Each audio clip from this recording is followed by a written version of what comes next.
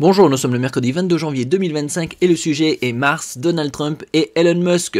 Un drapeau américain sur Mars derrière l'ambition de Donald Trump, le rêve d'Elon Musk. Ça, ils sont potes depuis pas mal de temps et le but de Elon Musk est d'envoyer l'homme sur Mars. Assez curieux puisque dans les années 50, en 1952, un livre prédisait qu'un Elon régnerait un jour sur Mars. Et ça, c'était écrit par Werner von Braun, un ingénieur sous le régime nazi qui a été transféré aux États-Unis sous l'opération Paperclip. Et il était justement l'ingénieur des fusées V1, V2. Sous le régime nazi, il fut en effet l'un des principaux ingénieurs permettant l'envol des fusées allemandes de type V2, les premiers missiles balistiques de l'histoire. Il était chargé également du projet de fusée à la NASA. Et comme je disais précédemment, il avait écrit un livre publié en 1952, The Mars Project. Dans cet ouvrage, von Braun décrit sa vision d'une colonisation de la planète rouge. Il pensait avec optimisme qu'une première mission d'expédition pourrait avoir lieu dès 1965. Voilà, c'était vraiment trop ambitieux. Déjà en 1965, ils n'avaient même pas été sur la Lune.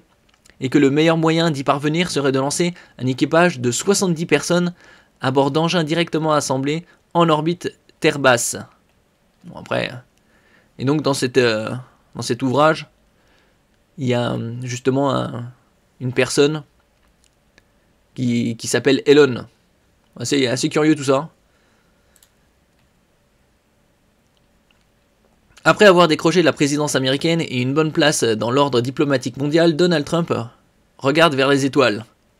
Bon, récemment, hier, il a déclaré un projet, justement avec différentes sociétés de la high-tech, concernant une infrastructure AI, Artificial Intelligence, avec OpenAI, Nvidia, Microsoft, et pour un montant de 500 milliards sur 4 ans.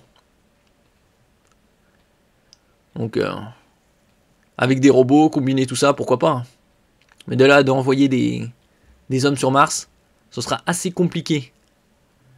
Parce que la distance la plus proche, c'est qu'en Mars est à environ 60 millions de kilomètres. Bon, bah ça c'est en ligne droite. Sinon, c'est aux alentours de 80 millions.